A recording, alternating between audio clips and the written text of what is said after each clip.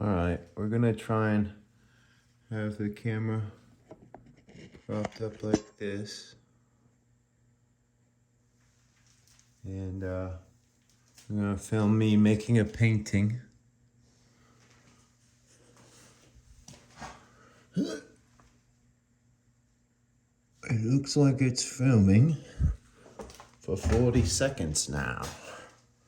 I'm gonna wear my hat backwards.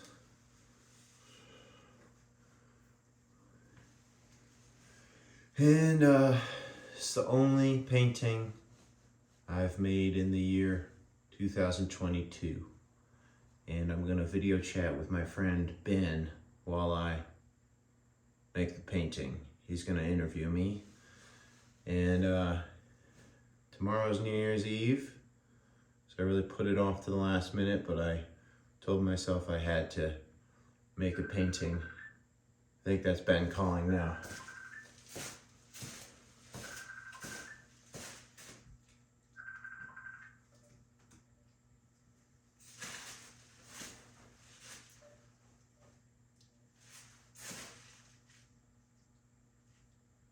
Hello, Ben. Hey, James. How you doing? I'm trying to decide. I'm good. How are you?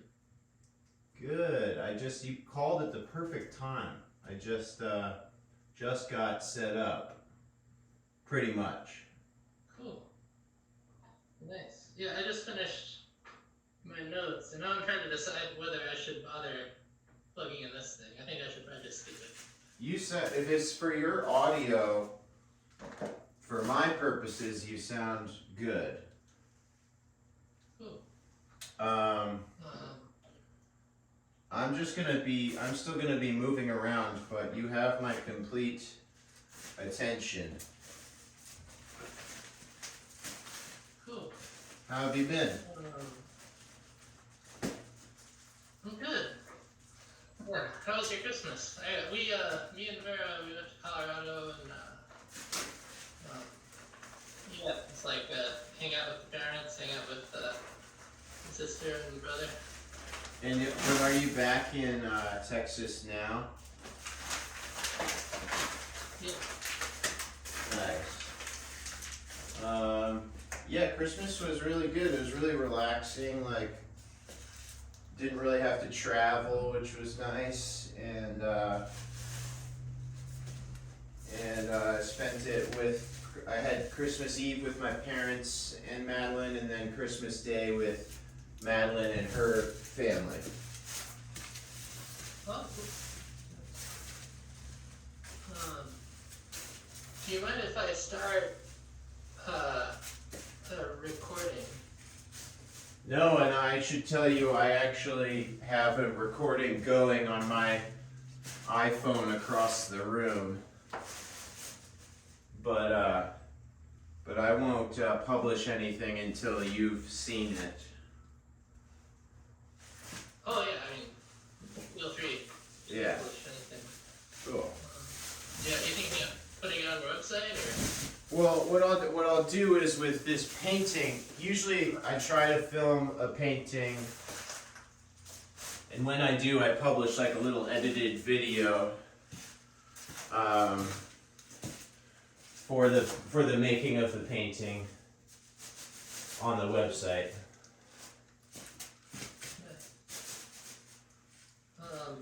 Yeah, I was thinking, yeah, I guess, let me see, I can get my little page of notes. I think you kind of got into the doc. I added some more questions to it, but it's still sort of the same thing. Kind of like,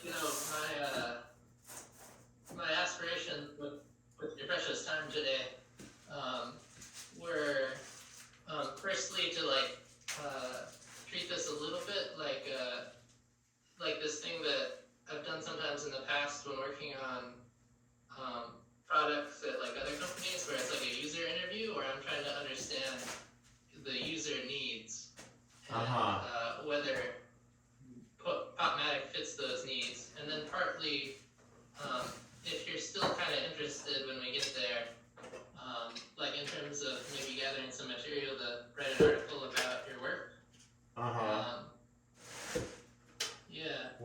feel, yeah, that's also up to you because I know that's a time commitment for you, but I'm obviously honored that you would consider that a noteworthy topic for writing. Yeah, I do. I mean, for sure. Yeah, I mean, one question I had in my mind was, well, I guess I don't even know where to start. But one question is like, in terms of that, if I did write a blog about you, is there like a particular story about your creative work that you particularly want told? Yeah. Well, not really, and like probably if you dive into it, the story would be sort of similar to our friend Brendan's, which is like, at this point I've sort of bounced around with my creative projects so much that there isn't really one that sticks out as the successful one. It's sort of a malaise of just creative. Like, I don't have the time span to just be painting or just be playing trombone or just be making music. I sort of just bounce around, and like, I was upset with Brendan because Brendan is an amazing painter and I want him to focus on the painting and keep going with it, but he was like, no, I'm just gonna do what I want to do. And so he's clearly into the music side of things right now, which is awesome. But I guess but that didn't really answer your question. I think the main thing I want to get out into the world is like our group of friends is now getting into our 30s, and it's sort of that age where you like start to get down on yourself because our creative projects haven't borne any fruit really, in terms of, well, creatively and artistically. I think they, yeah, I think, what's up? Oh, no, continue. But like, it's like a dangerous age for like someone who wants to be creative, because it's like that,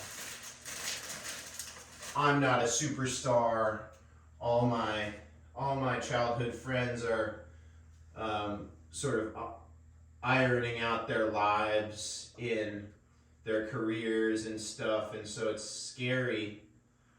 It's the feeling of impending settling down creatively forever, and I think it's just important that, like, I'm definitely not the only one out there. We've all had dreams of superstardom success with our friends in our art. But I guess it's just important to maybe not give up on the art, and because the superstardom hasn't come, maybe that's not the reason for the art. You should see this. You should see this little. Do you see that? It's like a. Like the vase? It's It's a red. It's an orangish, peachish color that I've just made. But yeah, just like. Just in response to. Yeah. Oh, continue? No, but yeah, I guess like that is like where I feel I'm at, and I'm sure that is a relatable subject for people. So yeah. So it's important to share it so that other people who are experiencing the same thing don't give up on themselves and don't get depressed and just like keep going for the next part of the project.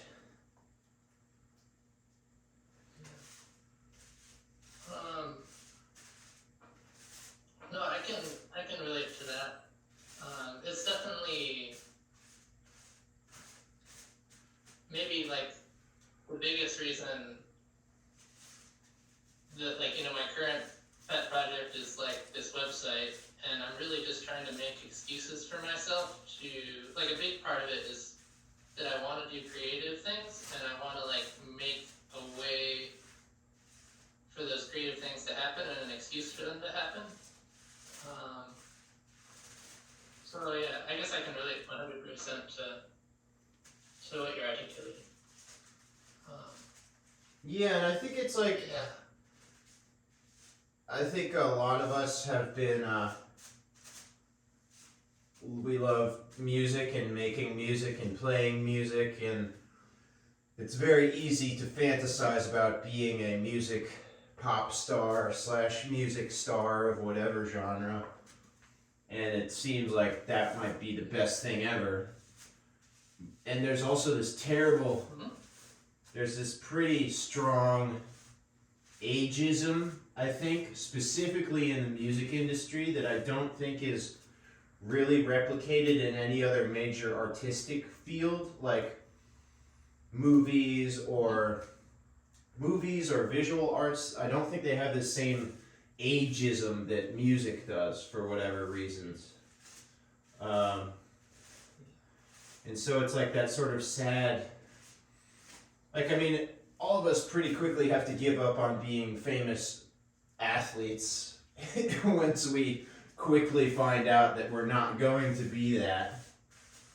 So Yeah. I think being a pop star, a young, hot pop star, once you hit 30, that's not going to happen for you. You can still make beautiful music, but you just sort of need to re-strategize if that's what you want, I think. Yeah. Become a Tedeschi Truck or something. Or like a Mac DeMarco, I think, like that sort of level of fandom. But even he had a pretty early start, or a really early start. I'm gonna try to just pause the recording and then just make sure that the recording is working, so I know that I have it, and then I can not worry about taking notes. Okay. If that's alright with you. I also want to try and figure out if I can. So I've paused. I'm nervous. Figure out if you should what? I'm a little bit nervous of my computer running out of battery, but there's no really great way for me to plug it in, so I sort of have to figure that situation out. I can Well, actually. she goes, I suppose. Feel free to. No. I'm gonna. Oh yeah, now we're hearing it back. Yeah. It's recorded. That means I don't have to take notes, which is great. I'm going to move the computer and you to hopefully a place where you'll be charging, and therefore I can't lose you. I might lose my iPhone. It's true, but that's not as important as the video chat with you.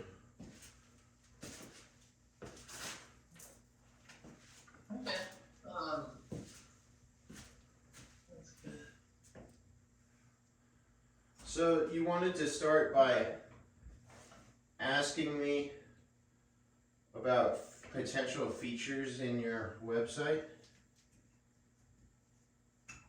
Yeah, basically. Let me restart the QuickTime, and then I can show you, maybe like by the computer I can kind of show you the document that I have.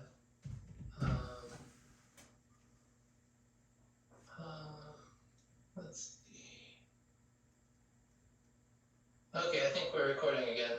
So let me just put the document on the screen.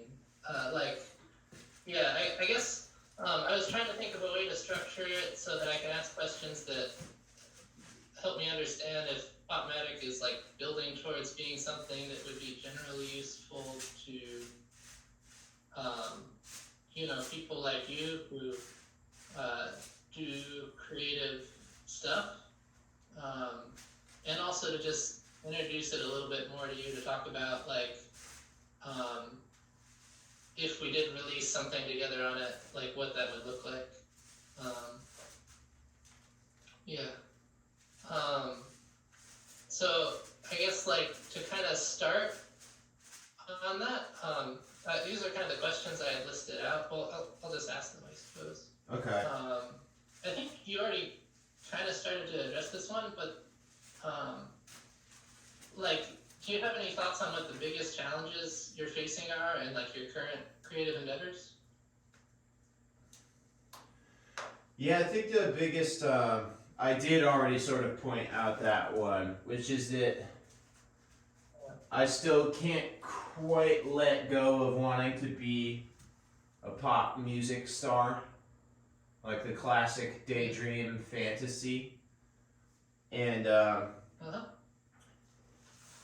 and because of my perception of some strong ageism in that field, it's depressing me a little bit because I know I sort of have to give up on that dream.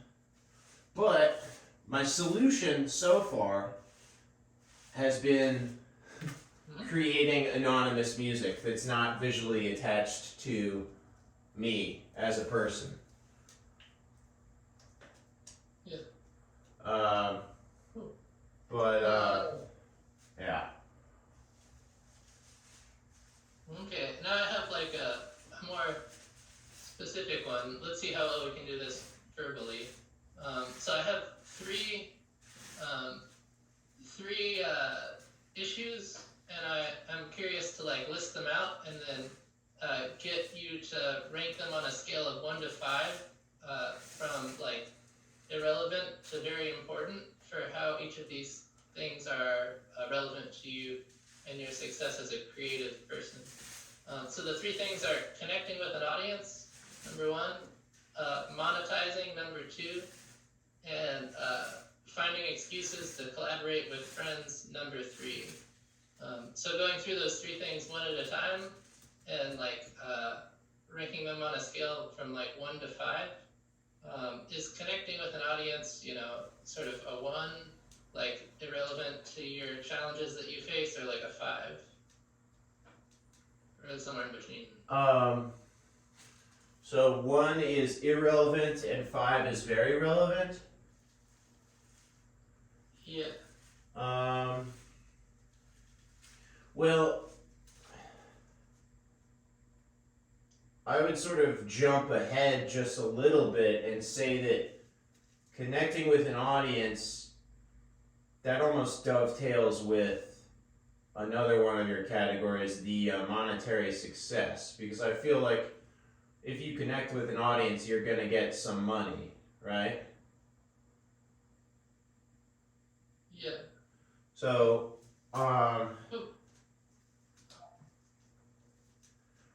yeah, I think, I would say for definitely over a 3, because I think, I don't know, it's kind of a little complicated though, because I'm kind of proud of myself for continuing to do the art even though I have little to no audience other than some random people on the internet and my friends. Yeah. So, like,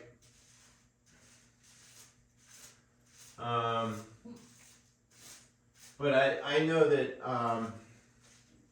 not connecting with an audience would definitely deter some people. Yeah. Interesting. Yeah. So I guess you're kind of getting at how there's like this aspect of creating art for other reasons, like reasons that are personal. Well, it depends. Like, Yeah, I don't. Do you think? it depends on the art. Like music, I just think music is fun and like fun to listen to, and then you get your own ideas and you want to try and make them. Um, Yeah. Paintings, I just think paintings are cool, and so I'm just sort of copying. I just think they're. I don't know. I haven't been painting a lot, so this is a special occasion. But I'm happy to be part of it. it's meditative for sure. It's annoying because there's a lot of setup and money on supplies, and then you have to have the time. But once you get it locked in, then it's very meditative. That's a huge painting.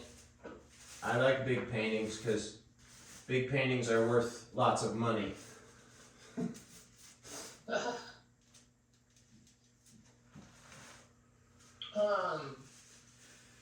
Maybe we could spend a few minutes talking about like uh, the Popmatic thing. Yes. So I guess I know you've poked around the website a little bit, and I guess like how I would frame it is it's like my idea for it is that there's like a algorithm that I'm working on that kind of lays shapes out, and that I'm imagining that there'll be like a newsletter, and then in my ideal world somehow this would be like helpful to creative people, and then I work with like with you and our friends and release like every release would have like a blog post, and then there's like a product which is probably like a mug, and then the mug has like a personalized pattern, and the pattern is maybe some like shapes that you draw or that I take from your art, that the algorithm lays out in different ways. Yeah, I don't know. Was that sort of clear from what we saw on the web, or does that at least do you feel like you have an understanding of what it is trying to be? So I forgot about the mug. I love the mug idea, but the mug design is generated through an algorithm based on the visual art that's submitted to the algorithm. That's the idea. It's very half finished, but yes. But what you want the algorithm to do is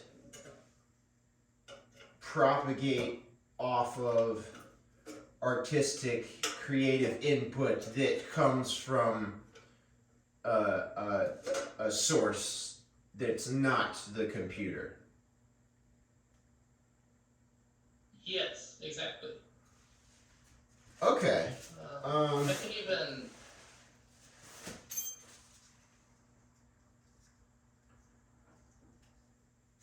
Yeah, I could share my screen for a second to like show you, like the mug page right now.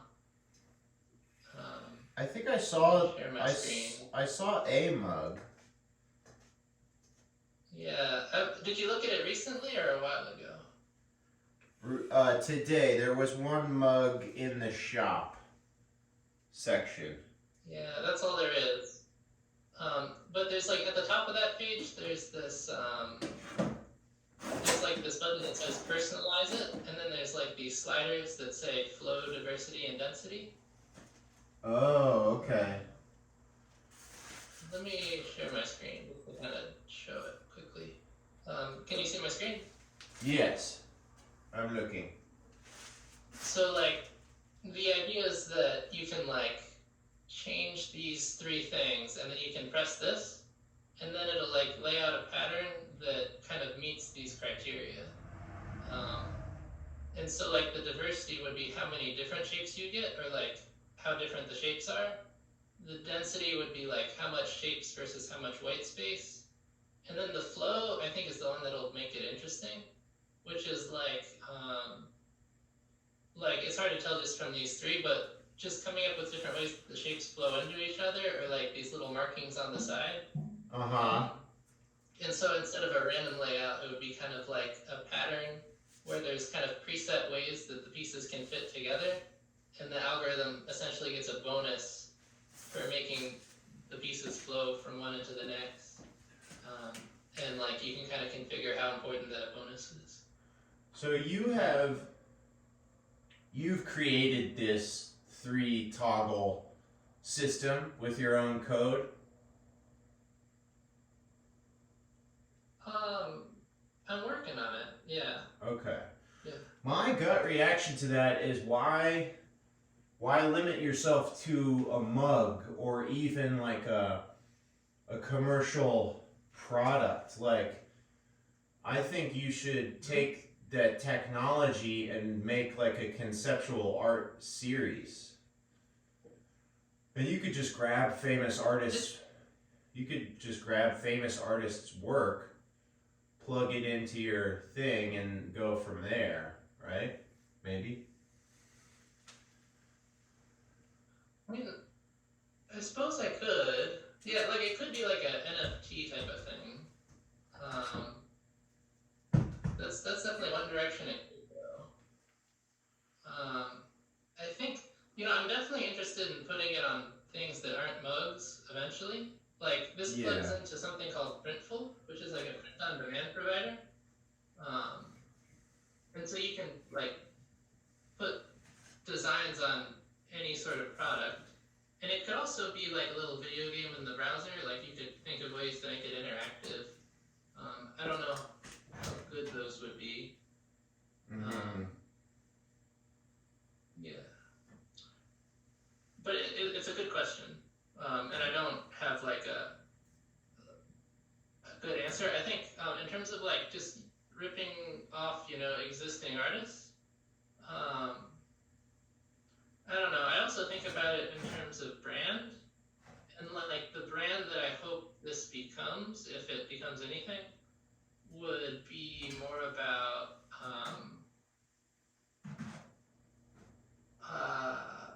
like I don't know. I want there to be a relationship between like our friends and eventually maybe just other like I think there's a relationship between the journalism and between the products and the collaborations. Like I want this to be an excuse for me to collaborate with artists, basically. That's one of my goals.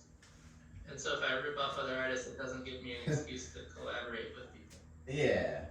Well, I feel like, isn't there like a field for like AI generated art these days? Like, I feel like you're sort of dipping your toe into that, right? Yes, yeah, that's very true. But I think that well, my main thing was that instead of like doing that with like getting an artist to input and then creating a design with your altercations, but instead of putting it on a mug, why not put it on a canvas and then it's a work of art instead of a design on a mug? Totally. Yeah. I mean, I'm not against that. Yeah. But like mugs, everyone likes mugs. We all like a good. Everyone likes mugs. We all like a good mug. Yeah. Yeah. But I guess that kind of brings it to like,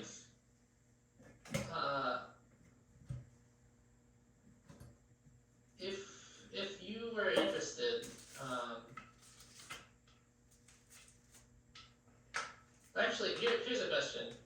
based on like what I've said so far, um, are you interested in me writing this article and then releasing it along with a product, which could be a print on demand poster, but like some print on demand product. Yeah, of course. I just have to.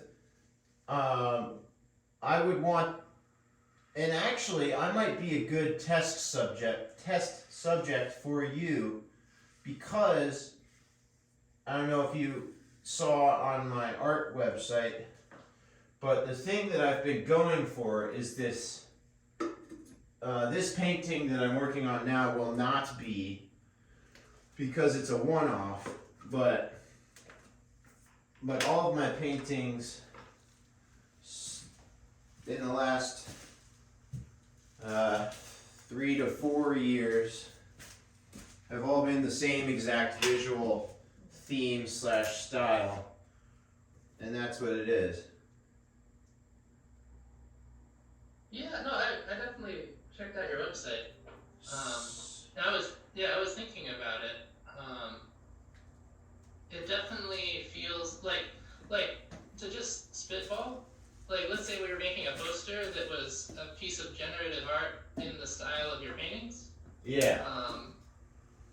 Like, I was imagining like the kind of 3 types of elements. There's sort of like, the large background swirls. Yeah. And then there's like the high frequency, like little splatters that sometimes go over. You know what I'm talking about? Yep. Oh, I know. And then there's also like the horizon lines. Yeah. Well, and then so it could be like those 3 components. The final additional piece is that the sky is usually different than the base. The base is this part above the horizon line is swirly, and the part below it is horizontal streaks. But other than that, you nailed all the parts. Cool. So yeah, it's kind of funny. You could theoretically pretty easily create that formula in a computer, I'm guessing. And I wouldn't be offended, I would be interested. I'm adding gray now. It's fun. I don't usually add gray.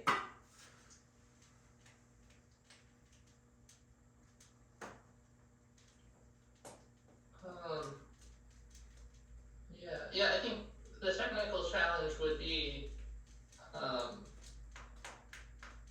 like how I'm doing it with sort of my initial thing, that's like my own little doodles, is that I'm just I'm like drawing them in Illustrator, so they're already kind of like digital doodles. Yeah. And like there's kind of like these like jigsaw pieces that you can fit together. And so if I was doing this with your style, the question would be like getting those pieces, and can I take the images from your website, for example, and can I extract those pieces? Yes, that's something I could try. You're welcome to use the images from my website for your AI. Yeah, I mean, obviously, like, I would like send you updates on what I'm doing, and you would have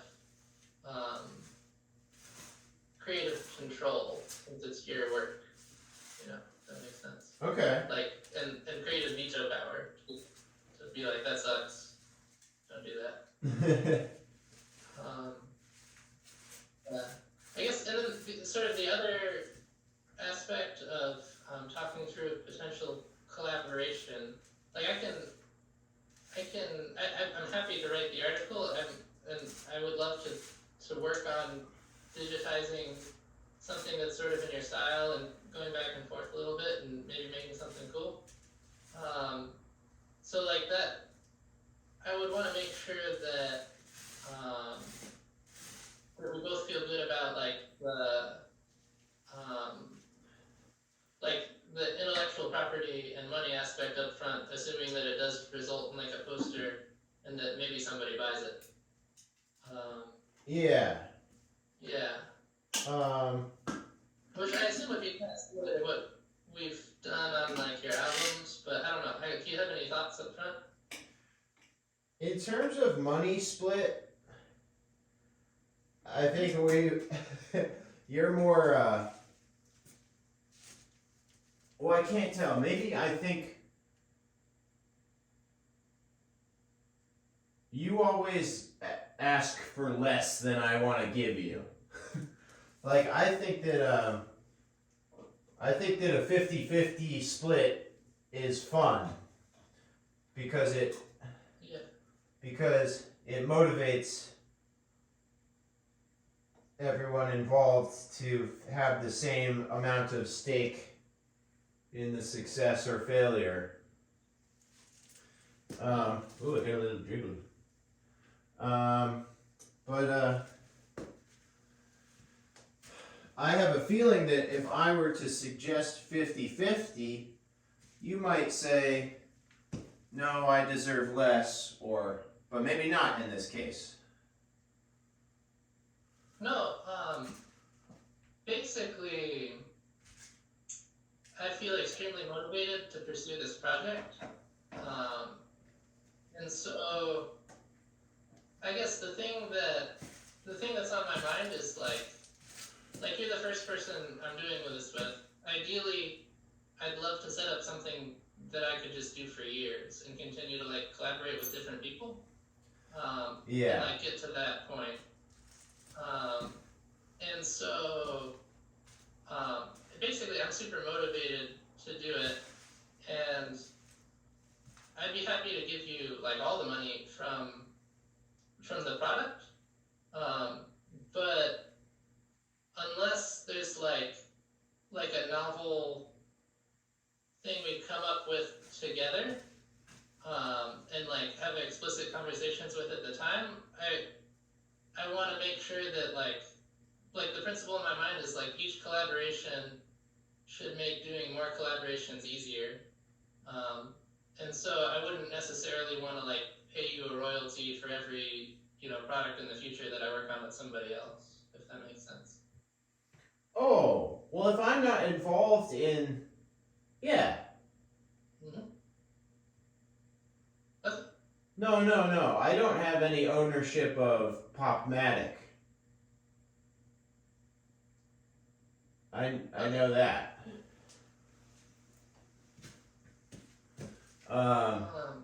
Yeah, I mean, I'd be happy to.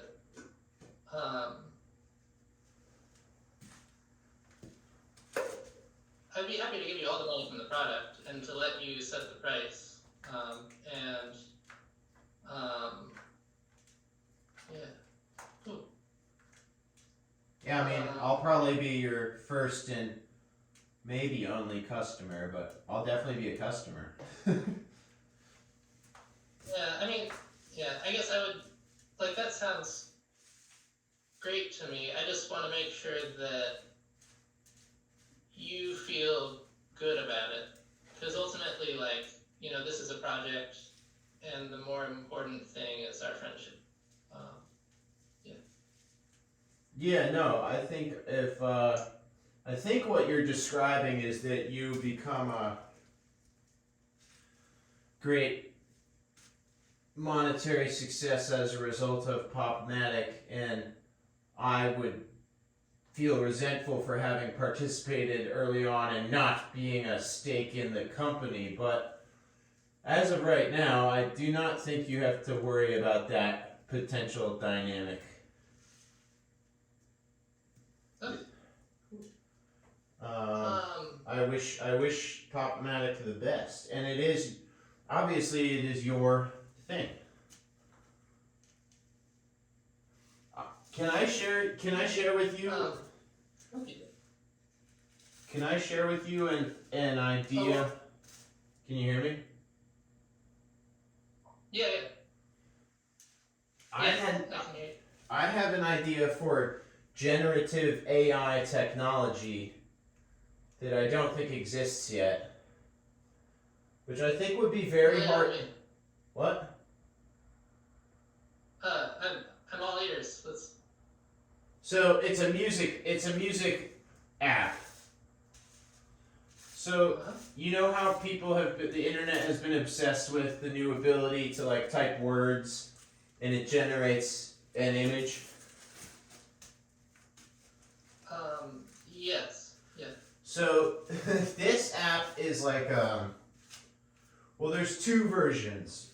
One of them is just a mashup app. You can click on any song and any other song, and it creates a really good mashup of those two songs. So that would be the simple way to explain it.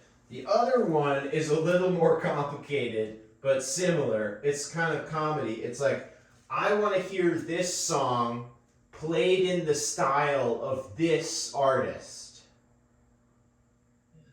And people do this all the time anyway. It's like a big part of comedy and cover. It's a cover song. Yeah. But it's like, I want to hear Pink Floyd play Taylor Swift's song.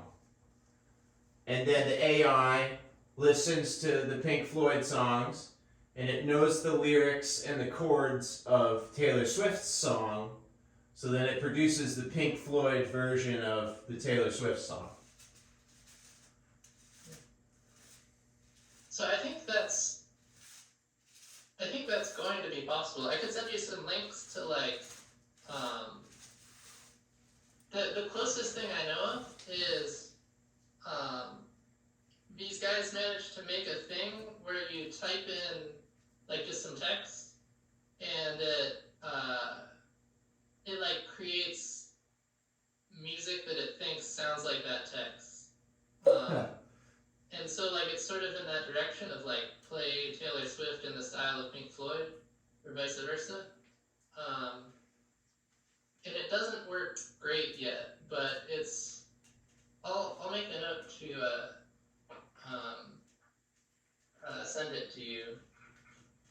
So like, I don't have any concept of, you would have to go through so many hurdles to make it happen, but just from like a base level, like conceptual standpoint, I'm happy to think about it, but I do not have, I know it's not going to be me who makes it happen.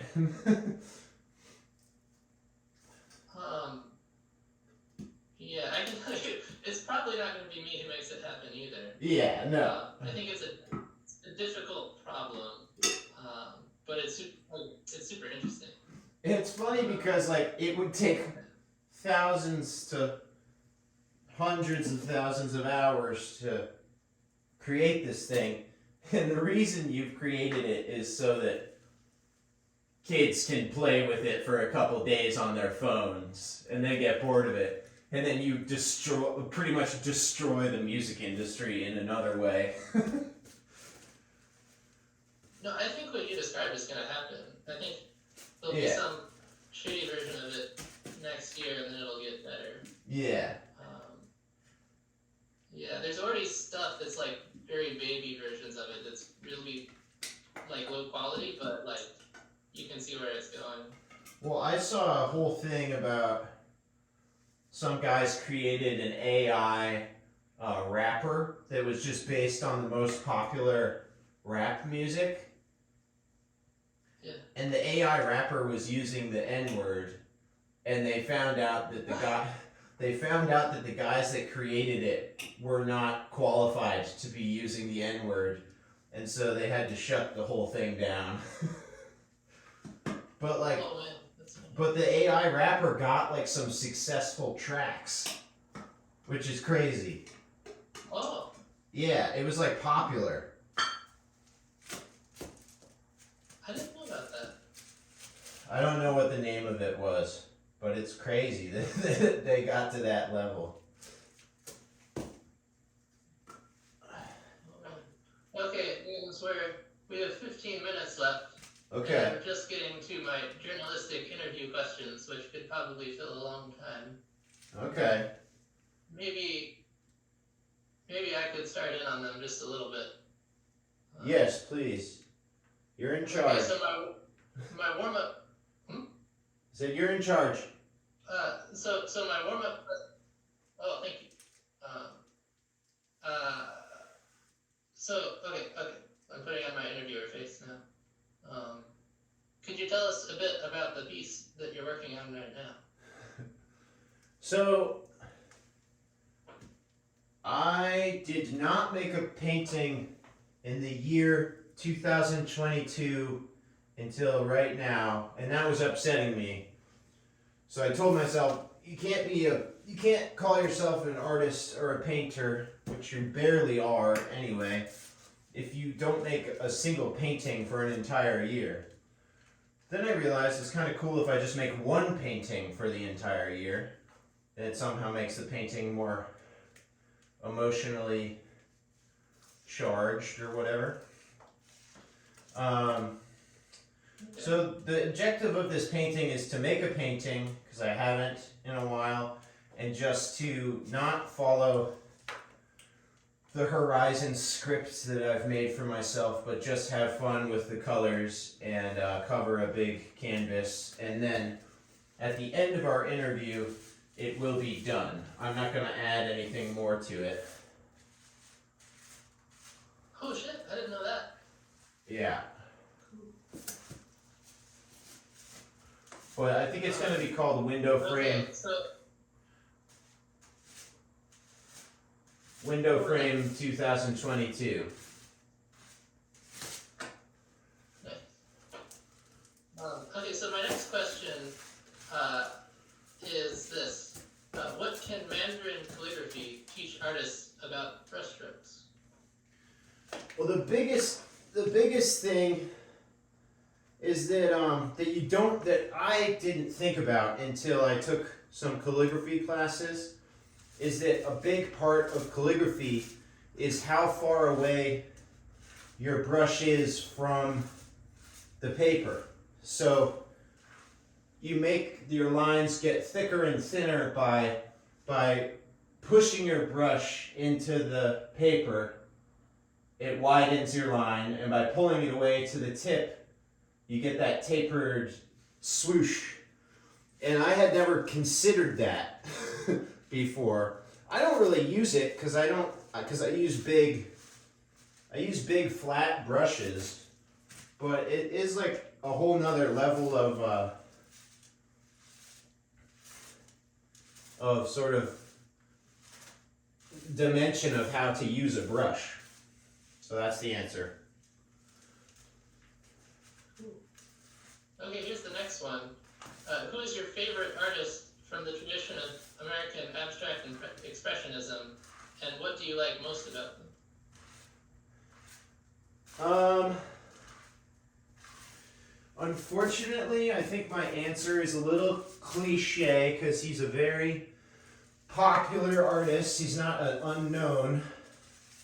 But I think Mark Rothko is my favorite. I like how he picked a style and he stuck to it. I think that was really important. And it's just so cool. They're so cool. His color field paintings are so cool, and just like there's no points to them except that they're just beautiful, and like pretty universally people seem to just agree that they're really beautiful paintings. But yeah, I like a lot of those artists. So picking one, they're also different. Picking one is a little difficult, but he would be my favorite.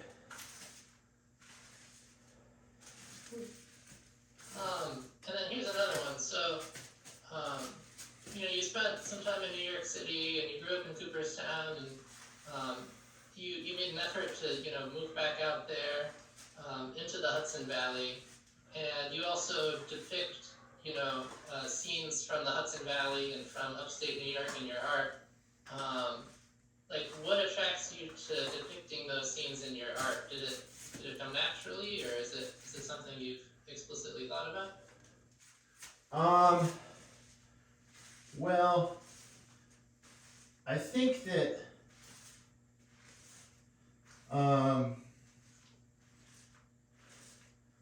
the idea is to just not be completely abstract, because I think everyone's a little bit tired of that. And so to have a basis to just say that, like, this is the part of the world that I'm visually surrounded by, and it's beautiful, and so I'm not a landscape painter, and I can't do that, but there's no way that anything I create is not influenced by that, by upstate New York part of the world visually. Like, even if it is not a depiction of it, if you're in a space, anything you create is sort of a part of that, I think. I don't know. That's sort of a deeper or like profound level of thinking that I had not previously thought of as like a tenet of my painting, and this is an abstract painting. There's no trees or lakes or rivers, but maybe the way that the colors work together, like if I see the way that the colors are touching each other, and I don't like it, and then I change it, maybe the reason that I didn't like it is because of the way that I have seen colors in the upstate New York area in the scenery work together.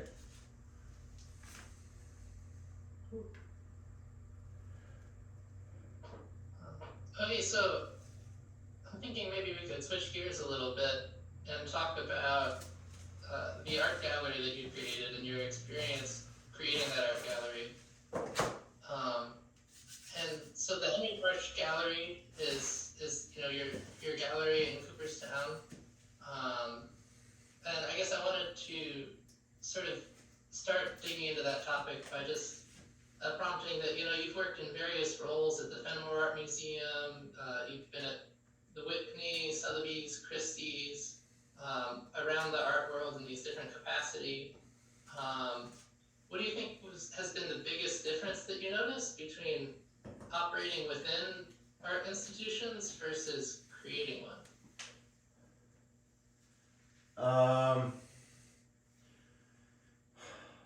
Well,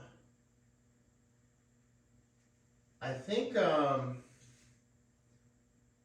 you might have, and maybe you might, I don't know if this is true, but you might have more time to appreciate the art if you're operating within an art institution than if you're in charge of the institution. like if you're just like a curator or like an installer at a gallery or a museum, you get to sort of just focus on why you like certain works of art.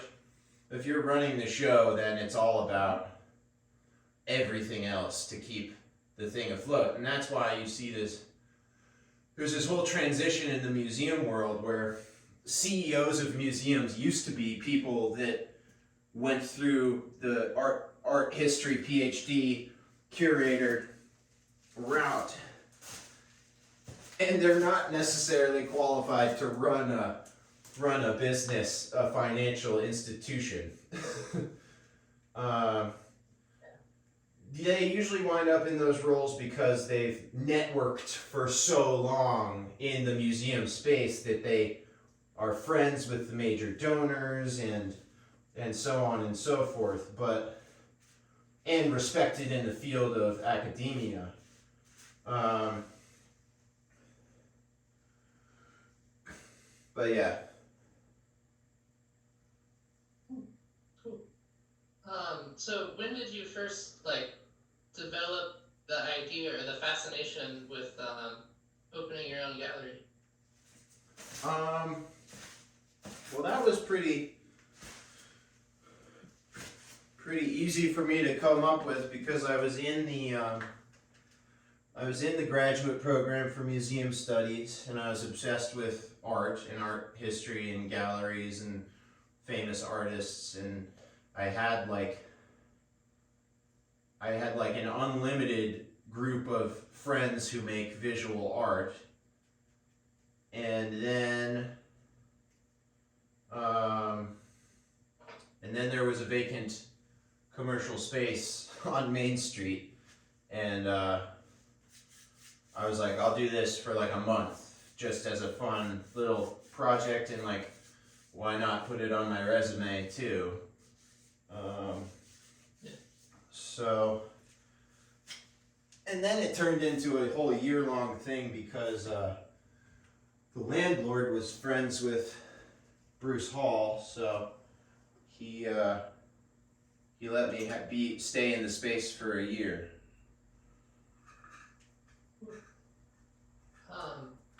What were the biggest challenges with staging the first exhibition at Henry March? The biggest challenges were definitely logistical, like, and specifically just getting all of the art to the gallery. Like, I had like a group of 7 friends that I asked if I could show their art, and I had to email or call with them multiple times each, and then had to figure out how to ship or collect the art, and yeah, and then there's like a bunch of like liability insurance for commercial location, and a bunch of red tape that you have to do. But yeah, I mean, once the art is on the walls, there's not really much to do. I mean, if you're a real you can try different sales strategies and contacting people that you hope might buy the art and having events in your space. But most of the work is picking the art and negotiating with the artists and transporting and installing the art. Cool. How did the experience of running the gallery kind of shape your perspective on entrepreneurship? Well, I think entrepreneurship is a great thing. I wouldn't recommend trying to just jump into the art gallery world unless you have a solid group of people you know who buy art, because that's really, you're not going to get any money if you're just hoping people are going to buy the art. And that's how all the big galleries work, is they have a pool of people that spend money on art, and then they ask them to continue spending money on art, I think is how it works. But I don't really know the people that buy art. I just know people that make some of the art that is not extremely high valued at this time. But like, I think all the things that you see on the internet when like these people like get on their high horse interviews and talk about how entrepreneurship is a 24/7 job and the work never stops, and I think they're probably right, but like, you don't have to. You can do whatever you want. Look at my hands. Paint all over them.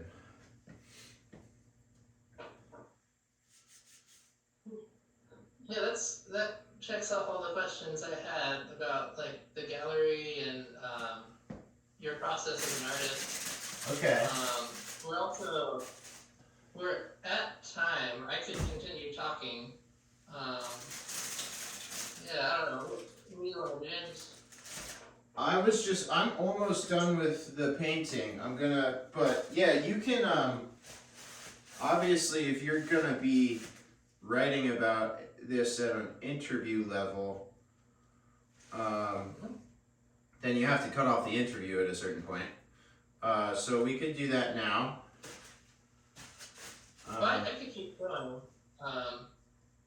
Yeah, I guess. I'm curious to at least so like two topics we haven't talked a lot about are your music and also board games. Well, let's save the board games for maybe another time because that's new and exciting and might take us too long. Yeah. But music is Yeah, maybe I can. What's up? Or should we talk about board Oh, games? no.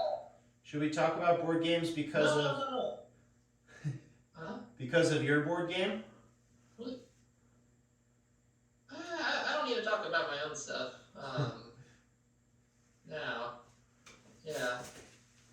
But maybe we could I'll just ask.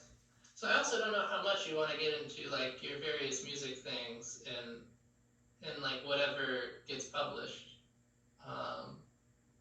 Yeah. Well, I'm working on right now. Right now, sorry, I'm not on camera. Right now, Well, Right now, it doesn't matter. I mean, you can. I also don't. I want you to know I don't wear backwards hats. It's just the best way that this hat fits me right now. But That's okay. it's good. It's good for painting. I got a bucket hat somewhere around. I think the painting. I'm gonna say it's sort of done. It's interesting. Nice. I'll show it to you, and you How do you can. describe about that? What? I'll show it to you. How do you decide? Oh, sorry. I'll show it to you, and you can tell me if you think it's done.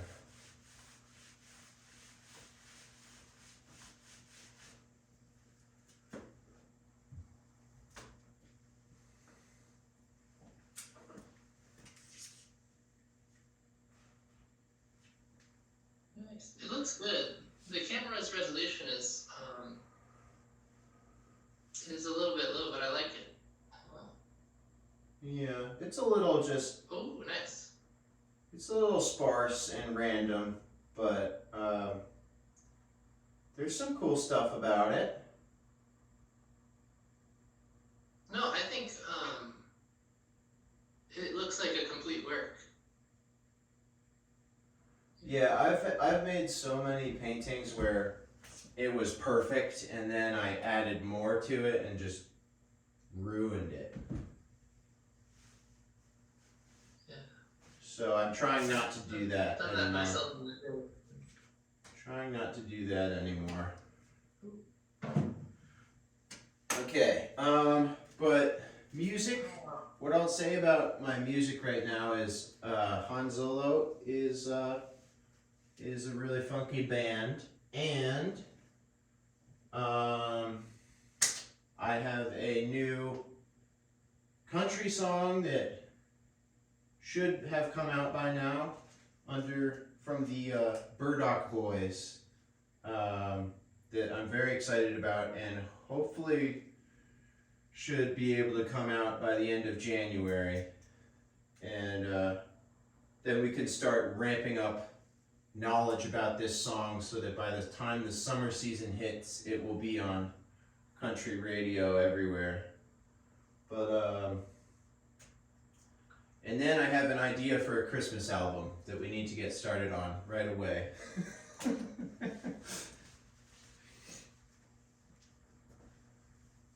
So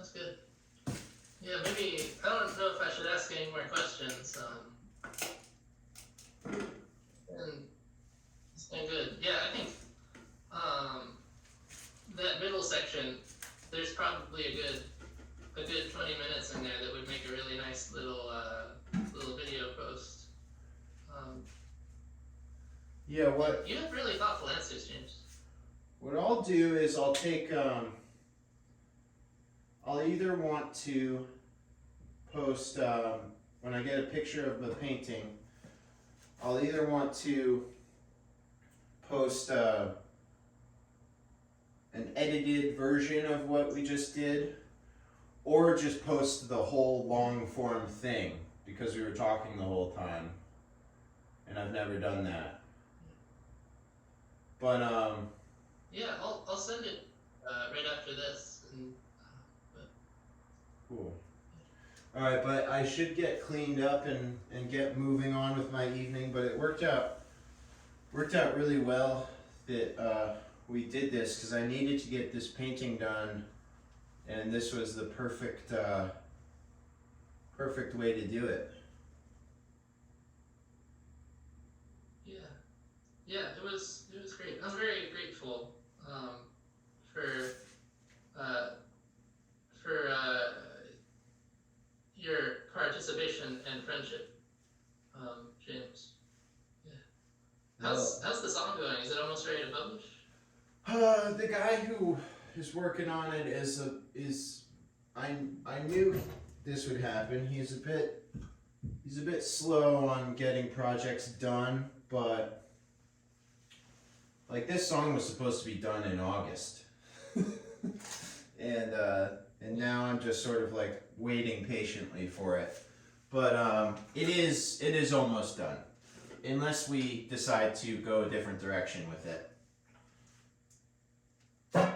See. Yeah. Did you do the video? What video?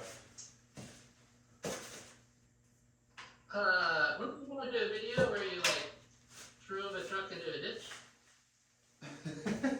No, I did take a video where I recorded the POV video of the truck driving through back roads in Cooperstown. And so I'll use that for the lyric video for the song.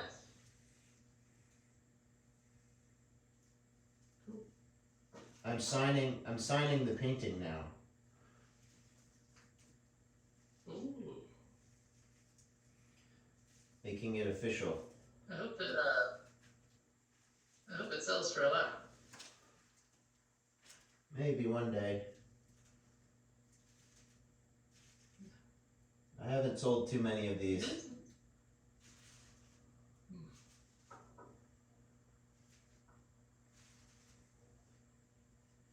JM22.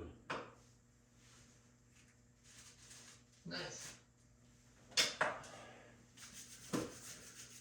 All right. I'm gonna pack up and then I'm gonna call my girlfriend Madeline and see where she is, and then try and meet up with her and maybe have some cocktails and That's nice. and watch a movie or Maybe I should something. run that. What? Okay, well, I was just talking to myself, but yeah, thanks again, James. Hope you have a good night. We should hope we continue to stay in touch, and I should visit Cooperstown next year. I guess I'll see you. I mean, there's Tim's wedding. Yeah, but anyways, thank you. Merry Christmas and whatnot. Yeah, very much looking forward to Tim's wedding. All right, man. I love you. I miss you. Yeah, I also miss you. Have a happy New Year's, and we'll be in touch. Yeah. All right. Yeah. Nice painting. Thank you. I'll send you a nice picture of it. Cool. All right. Okay. Bye-bye. Bye.